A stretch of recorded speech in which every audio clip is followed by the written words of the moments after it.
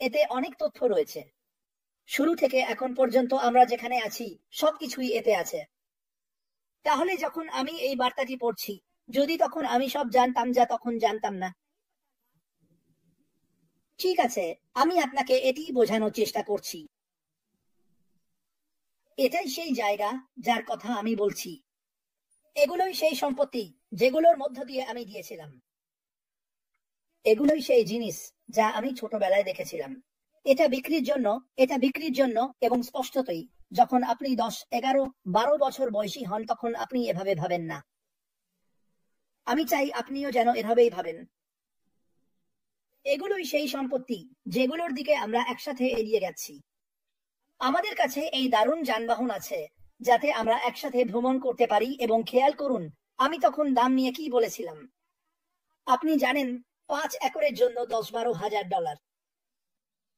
ঠিক আছে, তখন আমি শিশু ছিলাম, ওটা ছিল অনেক বড় অঙ্কের টাকা। আমি চাই আপনি ভাবুন, আপনি এই কোম্পানিতে 2 বছর, 3 বছর, 7-8 বছর বা 9 বছর আগে কোনো উদ্দেশ্যে এসেছিলেন। আমি চাই আপনি এটা নিয়ে ভাবুন। এখন আমি জানি আমি আর কখনো পেছনে ফিরে তাকাবো না এবং বলবো না, বাহ, হয়তো তখনই আমাকে ঝাঁপিয়ে পড়া উচিত ছিল। তখন তো কেবল কয়েক ডলারই ছিল, আমার করা উচিত ছিল। এটাই উইনিং 7 আমাকে বলছে। এটাই সেই জায়গা যেখানে থাকা উচিত।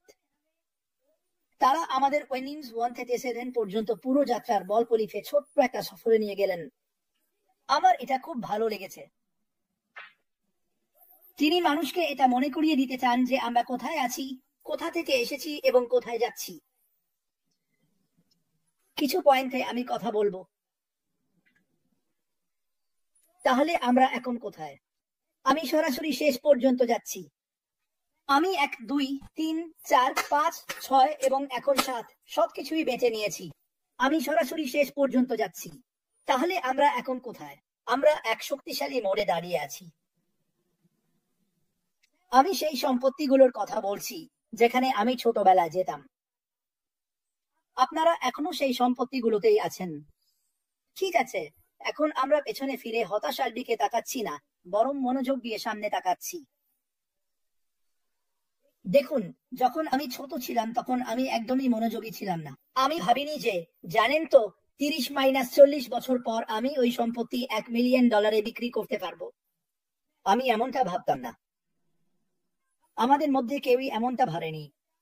কিন্তু আমরা সবাই সবসময় বলেছি, যদি তখন জানতাম, যদি এখন জানতাম, তাহলে কি এখন যা জানি তার দরকার হতো?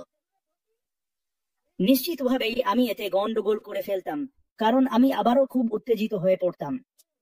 ঠিক আছে, তারপর তিনি আরো বলেন, আমার ভালো লেগেছে যখন তিনি বললেন, এখন আমরা পেছনে ফিরে হতাশার দিকে তাকাচ্ছি না, বরং মনোযোগ দিয়ে সামনে তাকাচ্ছি। আপনি কি এখন আমার মনোযোগ দেখতে পাচ্ছেন? এই কোম্পানি আমাদের কোথায় নিয়ে যাবে, আপনাকে সেটার ওপর ফোকাস করতে শুরু করা উচিত। যা আমাদের থাকবে, যা আমরা দেখব, সবকিছু আসতে চলেছে, সবকিছু আসছে। কিন্তু আপনাকে আর কখনো সেই কথা পুনরাবৃত্তি করতে হবে না, কখনোই না। এই বার্তাটি আবারও অসাধারণ ছিল। আমার এটা একদম ভালো লেগেছে। সত্যকে স্বচ্ছতা ও সাহসের সঙ্গে ভাগ করে নেওয়া হয়েছে। খুব পছন্দ হয়েছে। আমার মনে হয় এটা নিজেই যথেষ্ট স্পষ্ট। আমার জন্য সবচেয়ে গুরুত্বপূর্ণ বিষয় হলো সেই জিনিসগুলো ছেড়ে দেওয়া যা এখন আর আমাদের কাজে আসছে না। খুবই খুবই গুরুত্বপূর্ণ। যখন অ্যাশমোফরাহ ছাঁটাইয়ের কথা বলেছিলেন, খারাপটা বাদ দেওয়ার কথা বলেছিলেন, তখন সেটা খুবই জরুরি ছিল। আমি আমার জীবনে কখনো এমন কোনো কোম্পানি দেখিনি যারা শুধু ভালো কিছু দেওয়ার প্রস্তাব দেয়। আরে আমরা এটা আমাদের কাজের অংশ নয়। এটা সেটা নয় যেটা আমরা খুঁজছি। না, ঠিক আছে, নিজের ভিত্তি মজবুত করো। এটাই অ্যাশমোফারিহ করছেন। আমি বলব গত 1 মাস ধরে, অনেকটা সময় ধরে, কিন্তু বিশেষ করে গত 1 মাস ধরে উনি এটা গভীরভাবে দেখছেন। এতে ভুলটা কি? ওহ ঈশ্বর, না, না, না, না। আমাদের আবেগকে আবার জাগিয়ে তুলেছে। আমাদের ঐক্যবদ্ধ দৃষ্টিভঙ্গির সঙ্গে আবারও যুক্ত হয়েছি। অন্য কথায়, যখন এই কোম্পানিটা থেমে গিয়েছিল, তখন মানুষ আবার স্বপ্ন দেখা বন্ধ করে দিয়েছিল। আপনি জানেন এর মানে আমার জন্য কি? বড় স্বপ্ন দেখো। এখন এখানে আছি। আপনি আর কখনো সেই বাক্যটি বলবেন না, কারণ আপনি এটা মিস করতে চাইবেন না। তাদের জন্য যারা বিশ্বাস করেন না বা খারাপ কথা বলতে চান, যাও বিদায়। কোথাও গিয়ে সাবান বিক্রি করো।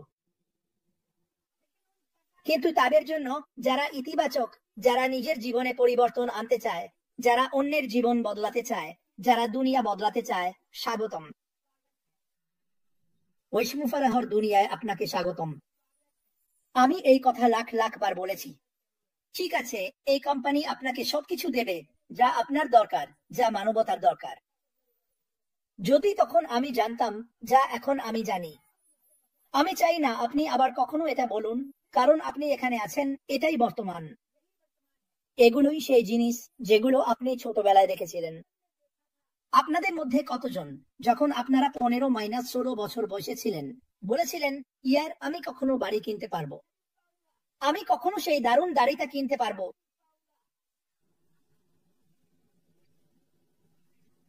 আপনি বুঝতে পারছেন আমি কি বলছি? যদি আপনি এই নিয়ে উত্তেজিত না হন যে এই কোম্পানি কোথায় যাচ্ছে বা কোথা থেকে এসেছে, তাহলে আমি আপনাকে এখনই বলছি, উত্তেজিত হয়ে উঠুন। আমি আর কখনো সেই কথা বলতে চাই না, কখনোই না। এটাই সেই কোম্পানি যার উপর আমার শতভাগ বিশ্বাস আছে যে এটা আমাদের মুক্তি দেবে।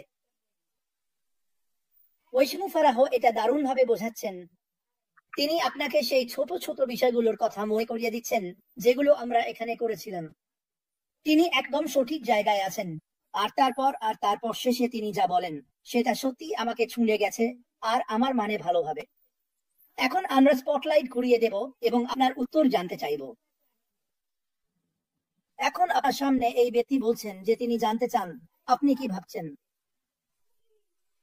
আপনার পরিচিত কতজন বস বা সিইও আছেন যারা কখনো আপনাকে এই প্রশ্ন করেছেন? এটা নিয়ে ভাবুন। তিনি আপনার প্রতিক্রিয়া চান। তিনি গত 8 বছর ধরে আমাদের কাছ থেকে প্রতিক্রিয়া চেয়ে আসছেন। তাকে উত্তর দিন, ইতিবাচক থাকুন। তিনি নতুন কিছু শুনতে খুবই পছন্দ করেন। তিনি জানতে চান আপনি নিউজ 1 থেকে 7 পর্যন্ত নিয়ে কি ভাবেন। ওই মুফারে আমি আপনার জন্য দাঁড়িয়ে হাততালি দিচ্ছি। বন্ধুরা, এখানে উপস্থিত আপনাদের সবাইকে যদি আমি আমার দৃষ্টি ঠিকভাবে কেন্দ্রীভূত করতে পারি। সমর রায়, মিস্টার মুফারি, কি হচ্ছে? তিনি এখানে আছেন, তিনি চ্যাটে আছেন। ওই মুফারে আপনি কতবার বলেছেন যদি তখন জানতাম যা এখন জানি। আমার মনে হয় আপনি সব সময় জানতেন, কিন্তু আপনি জানতেন সেটা পূরণ করতে হলে আপনাকে পদক্ষেপ নিতে হবে, আর আপনি সেটা করে দেখিয়েছেন। ভাই, এখন আমরা কোনো নেতিবাচক বিষয়ে মনোযোগ দিচ্ছি না। এখন সামনে এগিয়ে যেতে হবে পুরো গতিতে। আর এটা কি একটা নৌকা, নাকি আমি পা দিয়েও ঠেলতে পারি? নেতিবাচকতাকে উপেক্ষা করো। জেনে রাখো তুমি সঠিক জায়গায় আছো, যেখানে তোমাকে আর কখনো বলতে হবে না, হে ভগবান, আমি এটা কেন করিনি। আমি চাই 30-40 বছর পর যদি আমি তখনও বেঁচে থাকি,